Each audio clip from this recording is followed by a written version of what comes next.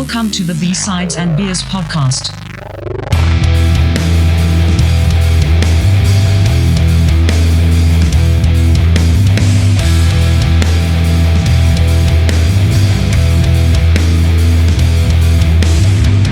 Welcome to B-Sides and Beers episode 93. Tonight we're talking Sleep Token. What's going on, guys? Hey, man. How's it going, dude? Awesome. doing awesome. Good. That's awesome. It is awesome. I'm also doing awesome. Yeah. I'm feeling rad. What are you guys drinking? I am drinking the same thing that I've had for the past 3 podcasts once again because it's delicious and inexpensive, and that's just the spot I'm in. So. Sneaky weasel. Sneaky weasel. Weasel. It's not so sneaky no more. That's what I got. I'm finishing up the Mount Begbie. I'm going back to Mount Begbie. I got the Kootenai Party Pack, which is just the same beer in there. Yep. There's no party pack really, but it's the Revelstoke Lager. Revelstoke Lager. It says party pack and it's all lager? Yeah, it just says like the Kootenai pack. And I was like, okay. And then like I thought there was like a couple other ones in there. It's all Revelstoke Lager. It's delicious, but it's a classic old school lager, crisp, smooth, and refreshing. So nice. What more do you need? Exactly. And the ski season's over, so it was a bit shed a tear, man, every time you go down the hill for the last time. It's just kind of like, oh. You guys had an extra couple weeks. I think we shut down almost a month ago. Yeah, the whole like lower part of the mountain was closed like pretty much all season. It just was dirt. The whole thing. So just dirt. Dirt skiing if you want to do that. Anyways, yeah, so Revelstoke, it was a good time. And this beer's pretty good. Not bad at all. Nice. Dane, last but not least. I am sipping on an Ace Kitty Hawk Honey Cream Ale. Oh, so, Kitty Hawk. Ace Brewing. Nice. Right there. Yep. Nice. I don't know about you guys, but it's been a little while since I've gone to the singles section. Yep. And like I don't know anything there now. Like it used to be like, changed. yeah, it used to be like I'd go there and be like, yeah, I'd hard pressed to find something new, and now I'm like, where's this from, and what is this one, and yeah, it's been like a little time away, and it's been better. Yep. And then I bought a pack of all the same beer, so. Well, when you don't know what things are, you're like, I don't want to spend $4 on something that could be a mid. Yeah. Or a shitty $9 for a tall boy. Yeah. Yeah, just bring the 355 and then you can just try it. Just buy those singles. Like, is it illegal to sell those singles or what? Yeah, it's a weird one. Like, I've got my liquor store and they're great. They've got tons of singles. That's why I go there. But stores like that are hard to find. I don't know why. Maybe there's just no I don't know, profit. Yeah, I don't know. Breaking it up costs some money or something. Anyways, don't get it. Sleep Token. Sleep Token. Michael, this is your pick, yes? This is definitely my pick, yes. Yeah, cool. How long have you been listening to them for? Very recent. I first started listening to them kind of in 2019, roughly. And it was one of those bands where they were getting some hype, and I thought, okay, let's give it a go. And it just did nothing for me. Like it was a hard listen. It had bits and pieces that were really cool, but a lot of it just sort of seemed like shit I'd heard before. So I kind of left it, and then they came up with their second album, and that kind of, you could tell they stepped it up. And then their newest album comes out. It's like, okay, I'll give this one more try, and they've changed my thought completely, and also going into Drumeo. There's a website or a YouTube channel and website, whatever. It's a drum course program, and they had what's his name, the drummer from Sleep Token, and what they did on that was mind blowing. Like the how good he is, and just how they have it set up was unreal. So it kind of caught me on that. It was really difficult initially because when you first see them, they look like they're a black metal band. So I want, as I see the images and what they're putting out there, and I thought it would be like Behemoth or something. And then you turn it on and it's just this 8 minutes of dreamy, shoegazy, super poppy blend of everything, and then a heavy part, and then back to the other one. But now it's grown on me. So yeah, I feel the same way about the black metal because I didn't really know them until probably like I'd say 6 months ago. That's kind of when I found out about them.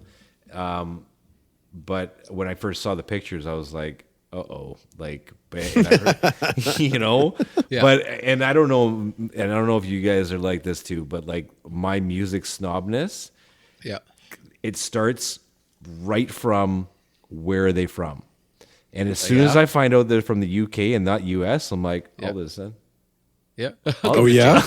Oh yeah, man. I don't know what it is, but I'm like, as soon as I find out they're from UK, I'm like, all right, I'll give this a spin. I'm like, US, I'll listen to it, but I already got like, my brain's already in a different headspace. So I don't know what it is about that. I can't even tell you why that is, but like for some reason I have like more affinity for bands from the UK. I don't know why, but It's tough when it's a Mask band because I agree with you. I saw Masks and I was like, oh, okay. And I agree. I saw London, UK. Like, all right. yeah. And then, you give it a listen. You're like, okay, so this is something different. They're just like the Masks is another part, but Yeah. they're not necessarily a Mask band. No, I think it's more the anonymity of it more than anything, right? Like they just want to be anonymous, and I can appreciate and respect that, right? And I thought about that too in a sense of like, what would that be like for me if nobody knew who that was, and like we didn't do interviews and we didn't do anything like that. It would kind of be freeing, I think. Like it would be a very different experience than being, massive and everybody knows who you are. Yeah, the mystery is a good thing. Yeah, and I think it adds to the whole mystique, obviously, of the lure of this band, right? Mm-hmm. That's part of it. Definitely. Yeah. It's almost refreshing. They're not doing a whole bunch of like Instagram, whatever reels and just pushing a whole bunch of like hype in your face. You listen to them when you want to. Yeah. It's not like I think that going back to the Mask thing, it was almost like, oh, here we go again. Yeah. But you give them a listen, you're like, this is totally different. This is not at all what I thought it was. And there's different layers to it too. It's not just something weird and different. There's, that sort of, I almost want to say gent, kind of like gent. And then there's almost like a swingy kind of vibe to it, jazzy. I want to say it's like, I was like thinking Deftones mixed with Imagine Dragons mixed with exactly. Well, they're not a genre band, which is kind of refreshing because not every song sounds the same. Yeah. Yeah. No, for sure. They've got some and I mean, the funk and vocals R&B are, I think, what is probably bringing everybody into this as far as like the masses, because it just is like nothing I've ever heard before. You know what I mean? Yeah, like, it's good. It's so good. And it just is like, again, you have this preconceived notion because of looks and you judge the book by the cover. And then you're like, even with the videos, I'm like, oh God, like, what is this going to be? Like some kind of like, weird thing. And then I'm like, it's just the same image pretty much showed over and over again, in different angles. And I'm like, just wait for Amy Lee to come out from the background. Yeah, exactly. Wake me up inside. Exactly. Wings. And then the rapper coming out in the back. Yeah. But damn. Yeah, and so I was, pleasantly surprised by that too, that it didn't come out and be in my face. And can I also say too that like and yes, Mike, that the Drumeo like videos just absolutely blew my mind. And watching him play, like the double bass is so tasteful in this music that it's just not like in your face, just nonstop. It's so, we've talked before about like, Radiohead and like placement of bass guitar, right? And like how it's not just underneath chugging the whole time. It's got, it does different things in there, right? And it feels like that's what that does. It just is like, it takes it a totally different level. So, but his playing is off the charts. Like I watched that first one of like, what's their big hit there? The Summoning. I saw that one. I mean, the first time I heard that song, and then I was like, the drums are unbelievable on this. So I went and looked for it. I'm like, there's a like new video of him just doing this. Like, it's so good. So good. And so much of it seemed on the album, like a big part of it was sequenced drum machines. And then when you see him doing it, mixing his acoustic kit with the pre-sample pads and the actual blend of doing it, it's very much like a Nine Inch Nails sort of a vibe or a setup to it, but just different. I mean, there's nothing repetitive about his drum sequences, and they just fit the song. Yeah. And it's crazy too, that video that you sent with the Nick Nocturnal, the YouTube guy. Yep. He's good. Mm-hmm. And the TikTok thing about how the end of that came from. So that summoning, that like funky part at the end, apparently made it onto a TikTok. Like it was a thing. So like it started popping up everywhere. And so when you look at the listens or the view, what is it? The monthly listeners, I think that's what the number he had. It just like jacked right up as soon as that happened. So, but because kids were like doing a dance to it. Yeah, and it's like sexual singing to it, and it's got like sexual lyrics kind of. So like people were doing that. So then it was just like automatically into the algorithm, and then people are like, it all kind of goes together. So the listens, but I mean, what do they have now? They've got at that time of that video, which was like a year ago, they had like 1.8 million, and now they have like 3.25 million. Yeah, just keep climbing. Yeah, and I mean that song alone's got 121 million, plus views on it or listens. Like, and they're not playing small shows either. No, Wembley. Yeah, I was surprised. I was like, holy shit. Yeah. Like, but then at the end of that Nick Nocturnal video, he's like, it was interesting talking about like if they get too big, then they go outside of the realm of metal because people don't want to support them anymore because they've gotten too big, right? Right. But then he's just like, maybe it's just because they're good. Yep. And that's where it's like, I was like, yeah, like, there's so much talent there. Like maybe that's just something to just appreciate and recognize that maybe they're just really good. Totally. Like that's what's driving it. Yeah. But then there's almost, there's almost, I was almost getting a vibe where it was almost like too polished, almost too good. Yes. Because like you said, there's the sequence drums, and I definitely heard that. And it almost made me want to hear, and it was there, but like it was almost playing a trick on my ears. Like I was like, is this all just like, stuff that's coming out of some sort of like sequencer? Yeah. I get it. It's perfect. It sounds amazing, but is this done by a human being? Right. So I like those videos of the guy doing the drum workshop. I mean, that's almost necessary to prove that it can be done by a human being. But I don't know. I mean, I think because I just heard of them, Mike, when you told us this is what the project's on. And so I have to give it a little bit more time. And each time I do listen to it, I'm getting a little bit more into it. Yep. But man, it's polished. Oh, it's super polished, and the production is just stellar. Yeah. And going back to when I first listened to them, you get these little video snippets on the YouTubes, or you get parts on your Spotify's or whatever, and just the sound quality was shit and whatever. And then recently I put them on my studio speakers, and I cranked it on my high-end studio speakers, and it just the airy production and just the feel and the flow to, like, it just sucks you in, like it surrounds you, which is it's hard to find nowadays. Right. Yeah.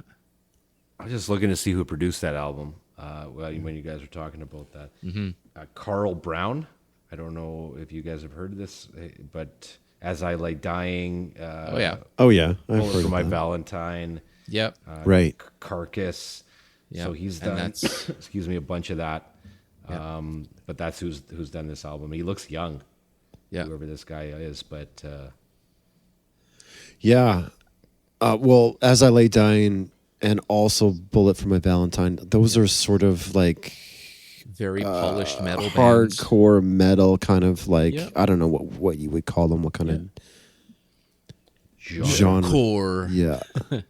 But this is definitely something outside of that, I think. It sounds like this is not an evolution. What am I looking for here? A growth. no, it is. Yeah, no, for sure. Yeah, that's part of it. But even when you go back to like to the first Sleep Token offering, like 2016 offering, it sounds like Sleep Token. Yep. You know what I mean? Yeah. It's not like Yeah. you're like, whoa, this is really different. It sounds like the same kind of shtick, but like, you know, when you get back to the 2023 album, you're like, wow, this is way more. There's way more money on this. Yeah. Yeah. Basically, right? You can just tell. Yeah. But like soundscapes, you know, like these beautiful soundscapes that happen there too, right? Just like musical interludes for 2 minutes of just these dreamy kind of songs, and then Joe Satriani kind of solo, and then you know, it just is. Yeah, it's got a lot of Deftones though too, right? It's got a lot of that high low, loud soft kind of thing. Yeah. You know, and his voice is very intimate. You know, you feel like he's like right in the room with you, kind of, right? Did That you guys timbre. check out? Oh, it's just unbelievable. Yeah, Yeah. like his vocals are like somebody I haven't heard in a long, long time. Really, Definitely. You know, did you guys watch any of the live stuff? Check any of that stuff out? Yeah, Yeah. I caught a bunch of that too. Yeah, they pull it off live, and it's so many bands, like we've talked before, have crazy backtracks, and these guys, they just don't seem to have much of that. It's them, which is pretty rad. I mean, it is big and it is immersive, but it's still simple. You know, the vocals are pronounced and they're easy to reproduce. And then the guitar parts are very simple and tasteful most of the time. So it's not like you have to have a backing track to double your guitars to whatever. The drums are just unreal. He has it dialed in, and it's not like he's playing to a backtrack. Like it feels real. So Yeah. And it was cool too in that Drumeo video. He talked about how he got like a lot of his influence from like UK dance music. Yep. And just listening to drum and bass music and trying to figure out how they fit together and how he can like make that work in the music. I thought that was kind of cool. Interesting. Drum and bass, hey? Yeah. Yeah. Okay. That's what he said his main influence was and all that stuff. So I was like, okay. And then you kind of go back and listen to it with that in mind. You're like, yeah, like he definitely knows where to put those, like, and nothing is repetitive in there. You know, it's just like, it's a complete like composition. You know, when you watch him do that summoning, it's just like, this is a full, you know, and he's talking about what he's doing, and you're just like, cool, man. Like, Yep. it should be a triplet, but it's not. I do it as 16ths, and you're like, Yeah. cool, man. But that's only the first time, and the second time I have to change it up to this, and Yeah. Like, I wish I could be like, oh, that's why I was messing it up this whole time. that's why. That's the key. What was I thinking? But yeah, and what have you checked out gear? Like, this is the thing. Like, it's difficult to do research on this band because like they don't do interviews, and there's no. You know, have they done any like Guitar World kind of deep dives into their stuff? Not that I've seen. I mean, for the most part, that is the Drumeo one is their first and only real interview. Yeah, they said it was like this. There was two of them. and one of them was for like Revolver or Kerrang or something like that. Yeah. But that was the second one that just like happened. It just came out like not that long ago. Yeah. But yeah, there's not a lot of detail. I mean, I see things popping up every once in a while. And I think he has the guitar player has some sort of a custom Jackson thing, like an 8-string Jackson or whatever. Looks like it. Yeah. Drums. I want to say he's DW. Yeah, looks like it. I think he was DW, and that's all I know. I don't see any amps on stage. This is probably all like effects Fractals processing and- straight into the board Yeah. type of stuff. And Yeah. why wouldn't you? Yeah. It could totally be a Milli Vanilli though. That's the risk in this sort of stuff. That's why I was like, yeah, I mean, like, it sounds friggin' perfect. Yep. I mean, Put a mic up to your mask and just hold it there and Yeah. move press your play. mouth. Yeah. Yeah. So good, so good. Yeah, I don't know. Like it's very easy to fake that, but Right. Yeah. no, it's just like there was a couple quotes that I grabbed too. Here's one: in a world of form and genre, Sleep Token cannot be contained, and that's why it was just like there is so many genres that this crosses that. There was spiritual metal that somebody said too, or gospel metal, and there's definite religious undertones throughout this whole thing. That's what Kira said. Yeah, She heard me listening to it. She was like, is this Christian metal? yeah. No, I don't think so. I don't know. Yeah. Yeah. Check the lyrics. It's got something there, right? Like, and even the when we were listening to the summoning in the truck, and then Nicole's like, "Was the last word in that song divine?" And I was like, "Yeah." She's like, "Oh yeah, oh yeah, Oh, yeah. they're a Christian band." I'm like, I don't know about that, but Well, their definitely whole some lore- undertones there. Well, their whole lore is based off of, worshiping their god Sleep, and him being the vessel of the message of their deity or whatever it is. So that's kind of, I mean, maybe it's written that way, but maybe it's meant to be more story driven than it is undertones of Christianity and whatnot. Yeah, Like I like how it's almost comparable to like a Coheed and Cambria universe. How they build this whole universe around the songs, and that's basically what this kind of is. Like it could be a comic book or whatever, like a graphic novel. Like Kiss. Army. knights and But- Satan's But not sucky. I mean, it's all in the yeah. It's all in your taste, whatever you like. Yeah. I was gonna say like shit. Creed had me fooled for a little while, and I've even gotten back to Creed. I mean, I don't mind them. I don't mind man. Creed. Oh man. I wasn't thinking, and even when I found out they were like, a faith band. Yeah. Take me higher. they're called Creed. Yeah. Well, you knew off the jump. Don't tell Yeah. me you knew. Don't tell me you're Totally. like, well, maybe I'll give They it. might as well have been called Jesus Christ, and then Well, I didn't know. I wasn't going in that direction, but yeah, they are back though, aren't they? They've made a comeback. I've heard. Yeah. Well, they need money. yeah. Is They're the broke. original guitar player is he in there? Because he feels Oh, like yeah. Yeah. Oh, is he? he's, yeah. he's the only one out of all of them that has money. Yeah, for sure. He's going to It's like sell they a bunch begged of and they begged and PRSs. Yeah. They begged and pleaded for him to come back so the rest of the band can make some money. Yeah, I don't think Scott's got the chops anymore either. I think I saw him do what are those things called, cameos, when someone's like, "Hey, Jimmy, happy birthday." It was like Scott Stapp or whatever his name, singing the Creed, like bits and pieces of Creed songs. It was pretty bad. He was reaching pretty hard to hit those notes. arms wide open. Yeah. Oh, it's that YouTube video every time with Creed. Oh, yeah. And Kiss was in. Kiss has those too. It's kind of funny that we were talking about both of those, but those like I can't remember what they're called, but every time I watch it, it makes me laugh. Yeah. It's just the sounds over top of Creed, and it's just like it's just like out of tune guitars playing, and like Bing, bing, bing, bing, bing, yeah, bing. it's like that kind of stuff. Yeah. And you hear them like running across the stage. Patter, patter, patter, patter, patter. Yeah, those are great. Yeah, they're Yeah, I don't know. Maybe it's religious metal. Maybe it's not.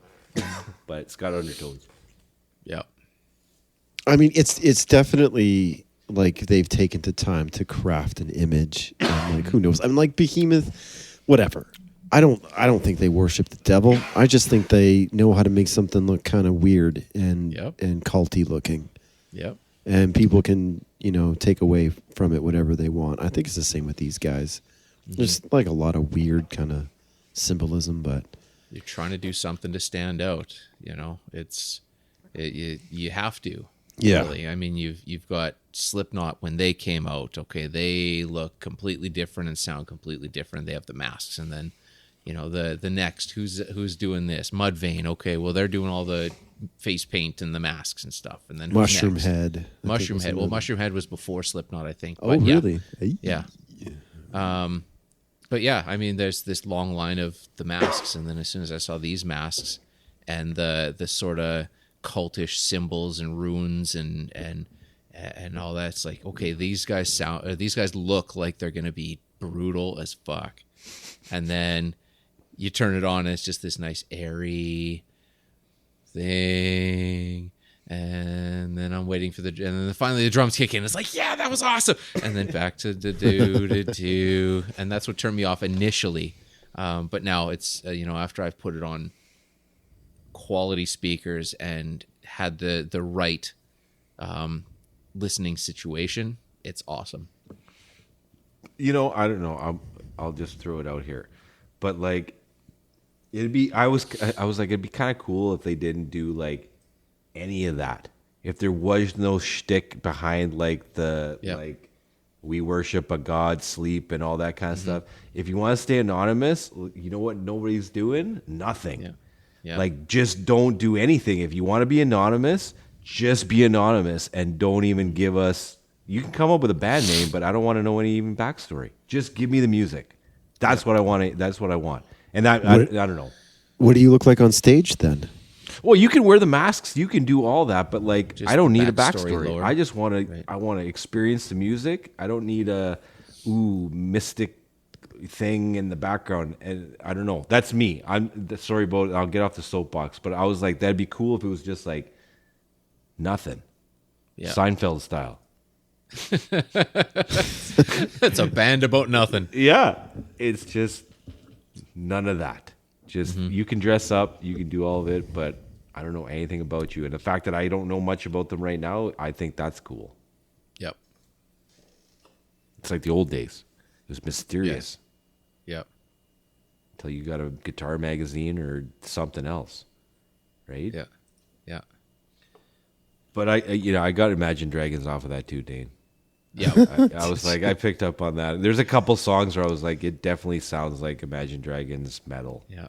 You know? And that's another thing that caught the masses of, music consumption, right? I mean, they're used to these certain things that sound digestible, and they're easy. They're just easy to digest. They're easy to take in.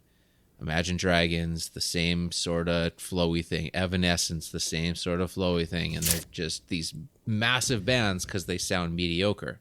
But then with Sleep Token, they add the extra layers. Yeah. If you're looking for something more, it's there.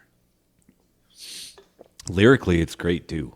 Like Yeah. when you listen to it and you look at the lyrics, it's also very solid. I'm assuming Vessel does all of the. I heard that it's just Vessel and 2 that have the rights, like song rights. I'm pretty sure, yeah. Which kind of makes sense because they're both pretty ridiculous Yep. Right. in their own right. So Yep. But yeah, I hope they do more of those drumios with him because that guy needs to be exposed more. I don't know where he came from, like, and I'd like to know who was he playing with before, like, Yeah.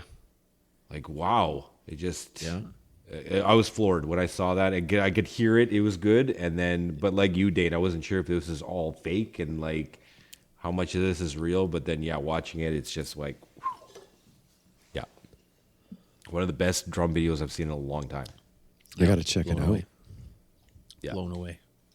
Yeah, it's like, and I got a Tool vibe off of them too, right? And I'm thinking Danny Oh, yeah. Carey, Yep. it's got Right. that kind of in there too. Very, very precise and very methodical drum playing, right? That just, but again, an entire composition, same like a Tool song, right? It's not just chugging along and playing the hi-hat. He's got a million different parts, you know, and with a fairly small kit. Oh, You yeah. know? Surprisingly, yeah. Yeah, considering how much he's got a bunch of cymbals and he uses all of them. But like as far as the kit itself, it sounds like it's a Neil Peart, but it's like fairly small, considering. So, but even those cymbals sound beautiful, Oh, yeah. and that's kind of that was the first thing I thought of when I heard that music. Is just like it sounds beautiful, like it's a beautiful sounding.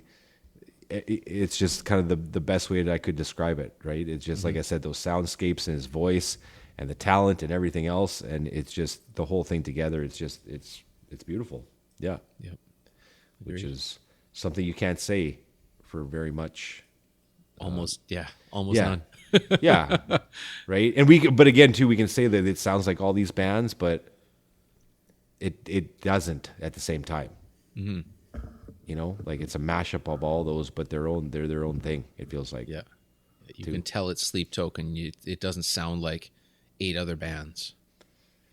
Yeah. There's Bring Me the Horizon influences in there, or maybe they're not influenced by, but I can kind of tell the vibe, but they sound like themselves.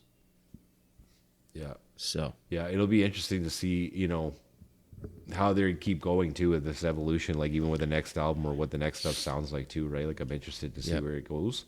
That's what I'm thinking. Yeah. Yeah. Yeah, like it could be completely different or it could be in a totally, same kind of vein, but I don't know. I think they know what works now yeah.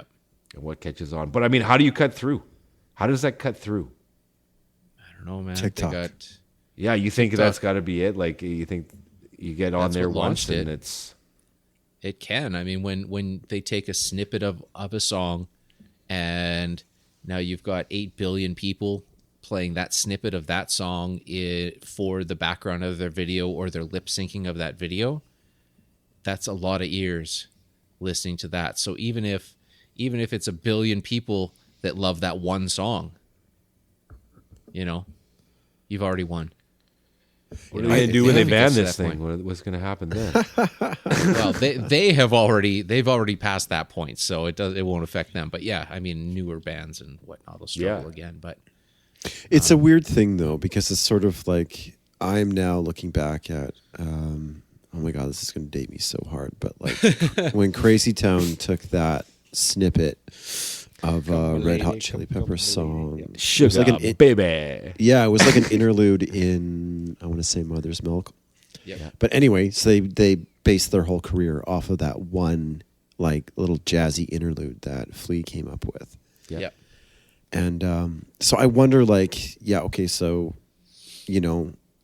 you're a band with loads of talent. You get signed. You're getting some sort of recognition. And then something like this happens and it just, like, propels you to, like, the stratosphere. But then that's it. You're known for something which is kind of like a weird ditty at the end of a song and doesn't really represent who you are. Like, is that almost a detriment? Like they're huge. They're playing stadiums. And like, I'm sure the people at the stadiums know the catalog or know what they're about to watch. But, is there a chance that they're just going to die off very quickly because they're not that TikTok song that kids are dancing to or but whatever? I think they use the TikTok to get out there and to get noticed, but they have the substance Right. that people. It's finally gotten to the masses in a way that it couldn't have done before. but they're not a one-hit wonder. They don't have one song that just they had the one hit song that grabbed everyone, but there's enough substance in their catalog that people are still gonna go.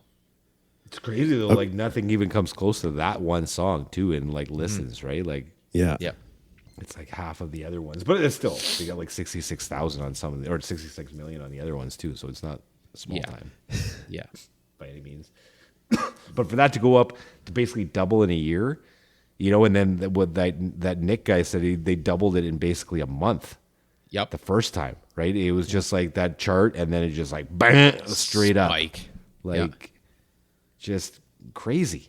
It's just wild to me still how that like catches on today, and it just makes me feel old because obviously this music is discovered on TikTok, and I'm not on there, right? Yep. And I'm, that's where it's discovered now. So, maybe I've been looking for all the new music. Maybe that's where I need to go. I don't know, but I got to watch kids dance and to listen to something.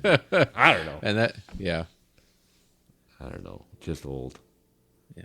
That's an interesting thought, though. I mean, where do you go? I guess you can depend on your algorithms and all that stuff to bring you the new music, but yeah, and that's the thing. I listened to, like I said last time, a couple K-pop songs on my, for the kids, and now all of my whole thing is just flooded with K-pop. And I'm like, I didn't even mean it. I didn't mean it. I take it back. And I find that I'll have to go to YouTube just so I don't mess up my algorithm.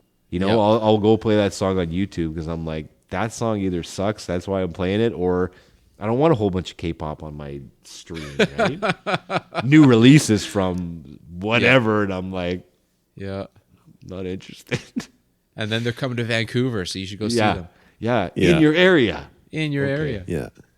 All I've been getting is Big Sugar. That's all I get. That's like the only concert that's been here. So it's like, don't forget, Big Sugar's in Kamloops. I'm like, I know. Yeah. I know. The tickets are sold out when I went to go look for them, actually. But hey, I saw yesterday, there's a Metallica cover band that's going to be playing here in town. And it looks pretty awesome. Very cool. I can't remember what they're called, but like I kind of want to go because I just saw it with Nicole. I turned around, I'm like, isn't that going to be just like awesome? Yeah, probably. Probably would be. And they all kind of like look like them too. It's just like not quite there, but like they do kind of look like them. If you squint a little bit. Yeah, if you squint and look real fast, turn your head real fast, you're like, looks exactly like them. Yeah, but they're playing like Setter's Pub, so it's like the miniest place ever, and I just kind of want to go and see but it's like $30 to get in. Oh, $30 really? Yeah, and I'm like, it should be like 15 at the door. Yeah, and then I'll buy beer. Yeah, 30. I'm cutting into my budget already, man. Kids to feed. Yeah, you better be good for $30. no kidding. That's really expensive. That's what I thought too.